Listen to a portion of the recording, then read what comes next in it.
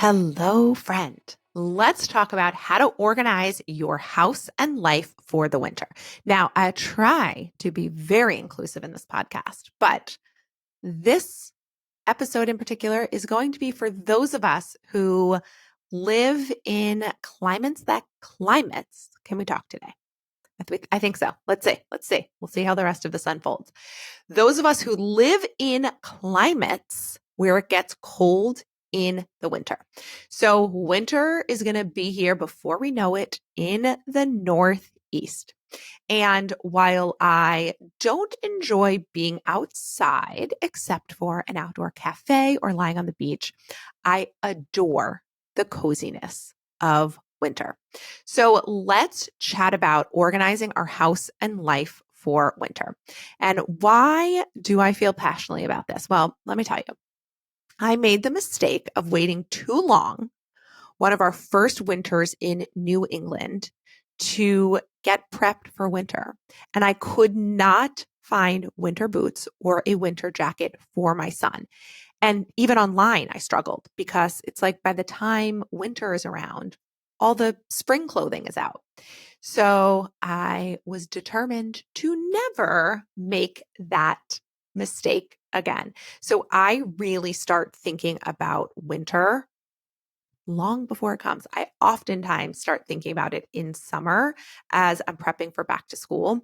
But now that my kids grow so quickly, you can't actually buy them stuff too far in advance because you just don't know if it's going to fit a few months later. So I've pushed it to the limit as much as I can, but I always want to be prepared because I don't want to find ourselves in a situation where we just can't get what we need. So let's talk about it. Let's talk about how we're going to get prepped for winter. So the first thing I do is actually do a little bit of a purge of any winter gear that we might have. So it could be boots, it could be gloves, hats, coats, and winter clothing for the kids that no longer fit. Fortunately, my husband and I are not growing out of our things anymore. Fortunately, for a lot of reasons. But for the kids, I try to buy things a little bit oversized so they'll fit for more than one winter, but that can be completely unrealistic for a child that grows 6, 7 inches in a year. So go through all the things and see what just no longer fits, what they're not going to wear. Are there things that can be passed from one kid to another? In our household, that's basically only snow pants or snow bibs that will get passed from my son who's older to my daughter. Otherwise, everything else gets donated.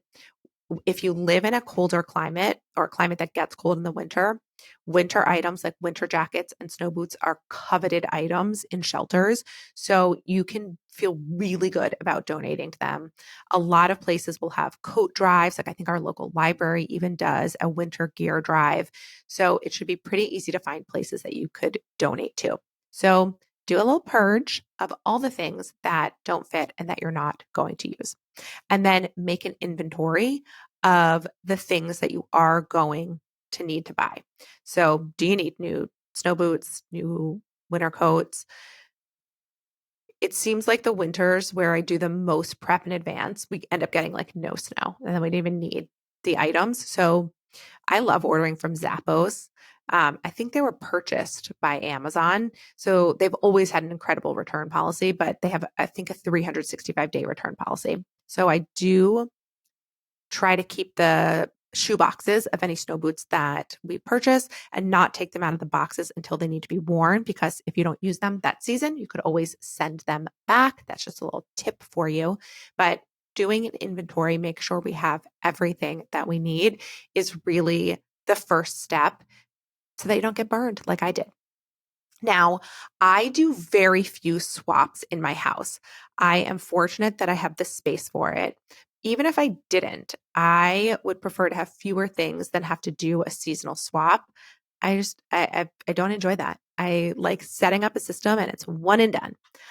But a lot of people are unbothered by a swap out. And so taking your winter gear out of, if you have it in storage bins or one of those hanging zip portable closet things in your basement, do that swap.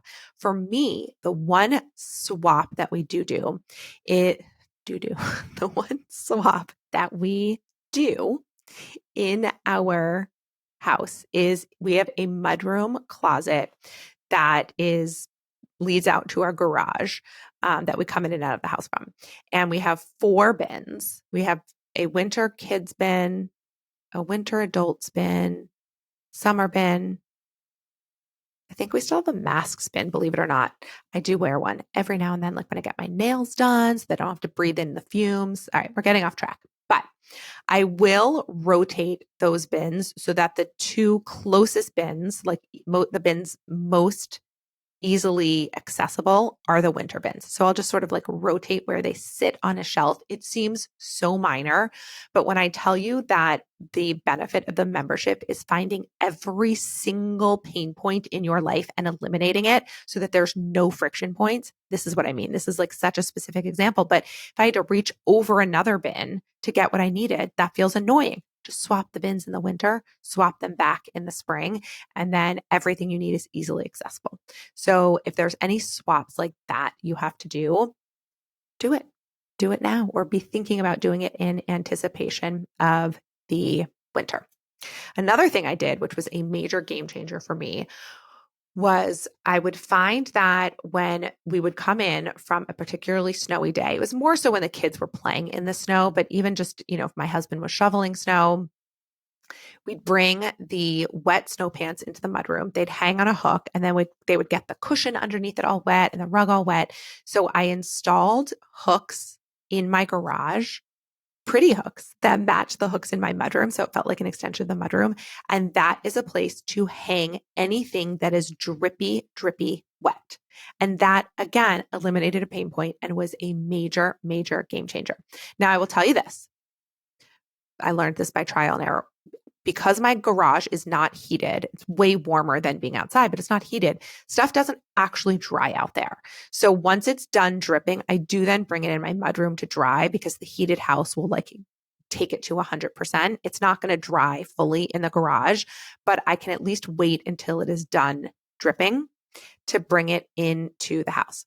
I also got a boot tray that we keep in our front closet so I am lucky in that we have coat closets by our front door that we don't necessarily use for our items. I have one entirely empty coat closet. I put a boot tray in there because when our guests come in, they come in and out of our front door, not through our garage. So I have a tray that I can either pull out of that closet and have them put their boots on, or I can just leave it right in the bottom of the closet. And when they take their coats off and their boots off, they can go right in there, because we are obviously a no-shoe household, but particularly if people are coming in from the snow, they have wet, dirty shoes, they don't need to leave them outside. I have it's not an indoor-outdoor rug in my entryway, but basically, I mean, it's like a rug that can get mud on it, and it easily wipes up so they don't have to baby it. It looks really pretty. It does not look like it's an indoor-outdoor rug, but it is very durable. So I don't mind if people walk in on that rug with their muddy shoes, because I can easily clean it up. But then I have a tray for their boots to go on. So that has been another tip to keep our house clean, but also feel very welcoming for our guests. I, of course, because I am a homebody and love to be at home, I stock up on hot chocolate, and I love to have a lot of snacks on hand in the off chance that we will get snowed in. You don't want to be buying snacks too far in advance. You don't want them to expire, but a lot of things will last in our pantries for a very long time. So I always make sure that in the colder months, we are way more well-stocked than in the summer months. Because also, like, who wants to run out and get something on a cold, dark night? All right, some other things I do. I know that my skin gets more dry in the winter, so I start thinking about swapping out creams for my heavier creams. Body, face, I definitely have creams and lotions that are thicker that I use in the winter versus in the spring and summer, because I always like to be moisturized, but I was finding that in the winter months, my skin would feel so cracked, but then those thicker, heavier creams just don't feel good when it's hot out. So again, this is I don't like to have things in excess, but I also like to eliminate pain points. So this is one of those areas where it's like, is it worth it to you to have two different creams in your bathroom sink, under your bathroom sink? Maybe, maybe not. For me, it absolutely is. Okay. Um, I'm going to throw this out there in case it's something you need to be reminded of. We don't do it. We do not use snow tires. But if you are someone who does, schedule time to get your snow tires swapped. Speaking of our cars, though, I do have all weather mats in my car. I used to only put them in the winter because that's when people would get in with their muddy boots, and I would swap out the little rug mats for the plasticky ones. And then I just decided I'm keeping them in all year long because guess what? My kids, when they play sports, are bringing their muddy shoes into the car all year round. And as I said in the beginning of this episode, I don't enjoy a swap. I just don't enjoy it. One more thing to do. So I just leave them in all year round. But if you are someone who wants to swap them out, now would be the time to do it. And then obviously, I always make sure that we have shovels, ice melt if we need it. We hire a company to plow us out. We started this years ago because my husband used to travel a ton. And when the kids were littler, if we'd wake up to a snowstorm, I didn't want to have to deal with shoveling to get out of the house in the morning. So we hired someone to do it. And it's one of those things that we have kept on, keep it on. So it's one less thing we have to do, but we still do need to make sure that we have our shovels and all the things that we might need, but we make sure we have our plow lined up. And then winter activities. So my kids' activities are year round. So this was definitely more relevant for when the kids were littler, but just making sure we had activities that they could do in the house when they would be not necessarily snowed in, but just after a long day when it's cold and if you don't necessarily want your kids watching TV all day long, what are some activities that they could do in the house? But also, are there winter activities that they need to be signed up for? My daughter dances year round, so her schedule doesn't really change. And now that my son's in high school, it is a whole different ball game. But when my kids were younger, making sure that we had our winter activities all set was super important. And then, of course, book any winter vacations that are coming up so that you are totally prepped, but also have something really fun to look forward to when the days are shorter. It gets dark. It's dark when we wake up. It's dark so early. It's just nice to have something to look forward to. So, organizing your house and life for winter is a huge step that you can take to make sure that you can really embrace the coziness of winter and not let yourself get down by it. Like I said in the beginning, I love winter. I love being cozy. I'm a homebody. I love being stuck in my house.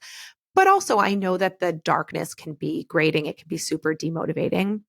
One thing that we got, which has been super helpful, is one of those happy lights. I ordered one on Amazon. If you want it, DM me and I can send you the link. It's one of these lights that you can sit in front of while you're eating your breakfast in the morning, even for 5 to 10 minutes. And it just gives you that boost. And it's so nice to sit in front of it when it is pitch black before you're even going to leave the house. So that is a little bonus tip I'm going to throw in there for if you're feeling like, even with all of these tips, you're just not going to be able to combat the winter blues. I found it on Amazon. You can do a search on Amazon, find one that is well rated, that is doctor approved. But if you want my specific suggestion, just shoot me a DM. So even if you don't love winter, not thinking about it is not going to make it not come. So the sooner you think about it and the more prepared you get yourself, the better off you will be. Now, if you don't live in a climate that gets cold in the winter, but there is some other seasonality to it, like maybe it rains more in the winter months. Well, I guess you wouldn't even call them the winter months if it's not winter where you are, or maybe it's your version of the winter. But what is the climate differential? Is it a little bit cooler? Is it rainier? Do you need to have your umbrellas more accessible? What are the things that you need to do if you are not living in a climate that gets cold in the winter? What swaps can you make to make sure that those months are still set up to support your life and your lifestyle? All right, friends, I hope you have an amazing day because you are amazing. And I will be back in your ears next week.